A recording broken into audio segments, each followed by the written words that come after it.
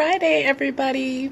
So today I'm going to share some details with you guys about perfume, which is super cool since cologne and perfume, right? People love it. Who does not love like a fragrant woman or a good smelling man? It's something that has been around forever and has been part of our culture since like ancient Egypt.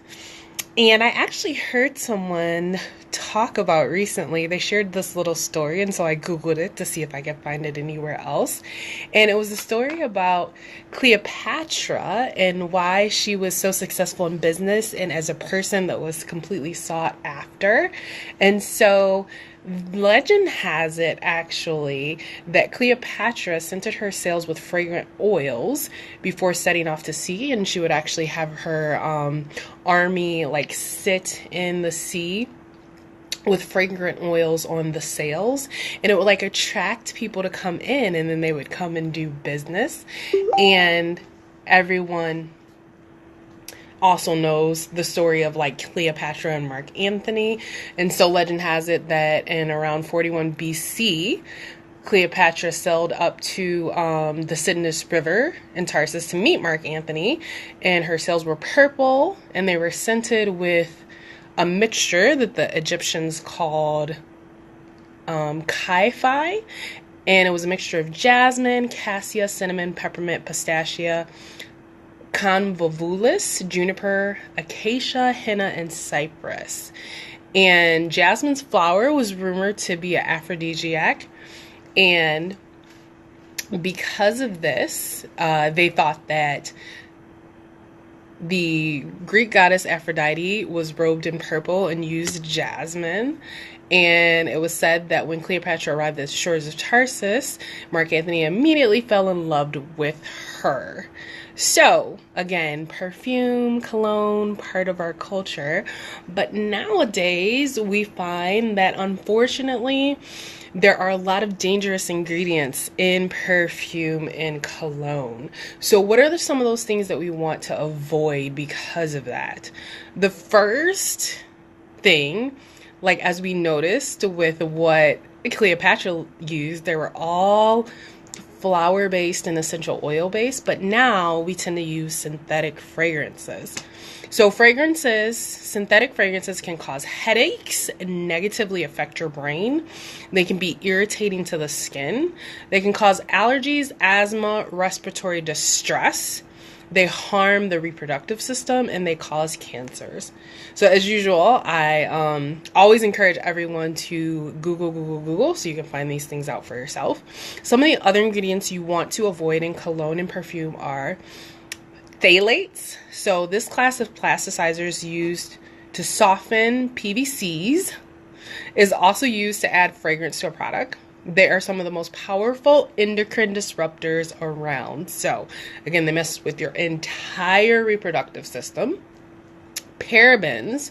This group of artificial preservatives is used to prevent growth of bacteria and mold in lots of cosmetic products, increasing its shelf life. Parabens also disrupt the reproductive hormones, as a preservative is estrogenic, so they mimic hormone estrogen and disrupt normal function of the hormone system. So if you have excess estrogen, they will cause all types of problems. Styrene is another ingredient that you need to avoid in cologne and perfume and fragrances. And styrene actually turns up in automobile exhaust, cigarette smoke, and various sprays and liquids. And it's used in cosmetics. And a lot of times it's not fully disclosed, and the only way to find it is using gas chromatograph or mass spectrometer. Another ingredient we want to avoid is ethanol. Many fragrance mixtures rely on synthetic alcohol made from petrochemicals rather than organic, undenatured alcohols made from corn or sugarcane that's distilled right from the plant. These harsh alcohols are completely rough on the skin and are skin irritants. And another one we want to avoid is synthetic musks. So nitrile and polycylic musk are artificial chemicals used for decades in fragrance mixtures added to everyday products. Some musks irritate the skin or trigger allergic reactions. Certain musks have been linked to cancer and can harm the nervous system. And a study of nitro musks in people suggests that higher level of some musks may be linked to reproductive problems in women. So yes, this one has everything in it. So those are the ingredients that we want to avoid in cologne and perfume. And as usual, we always have alternatives. We want to go back to what Cleopatra did because it's been centuries old, and we want to try to make our own perfume. So this Tuesday at 7 p.m. at the Rusty Bucket in Bloomfield Hills, we're actually having a perfume making party. There we're going to have 3 different scents that you can craft, and we'll have a book that you can look at and write down some of the recipes if you would choose to do so, with all natural ingredients such as organic witch hazel, organic vanilla, and of course essential oils.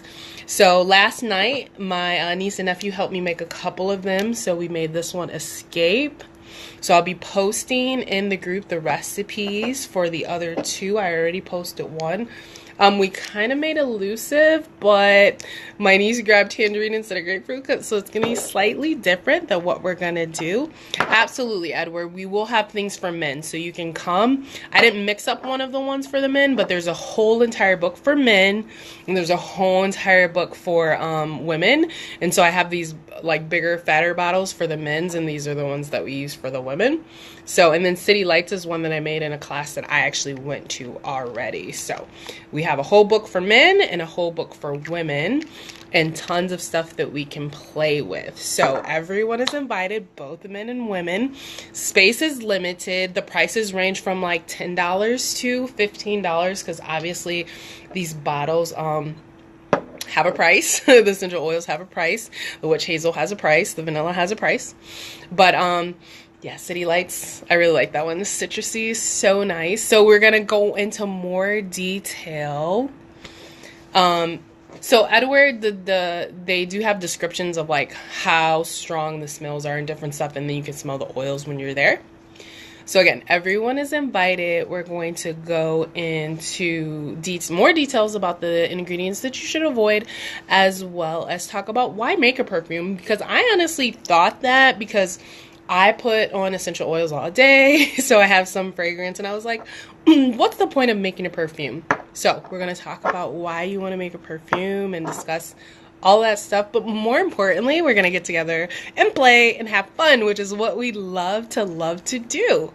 So space is definitely limited, so if I will put the event underneath. And if you could please, if you're interested, but you are gonna definitely come, mark yourself as going. If you mark yourself as going, but then you have a change of plans, then please unmark yourself as going, because space is extremely limited. All right. So as usual, thank you. If you know someone who is addicted to cologne and addicted to perfume, and they may be using synthetic things in their perfume, please share this information with them so that they can make an educated decision. If someone has shared this information with you, please get back with that person for details on what we discussed. And if I'm that person, then feel free to always ask me questions. Have an amazing evening, everyone, and we will chat later. Bye.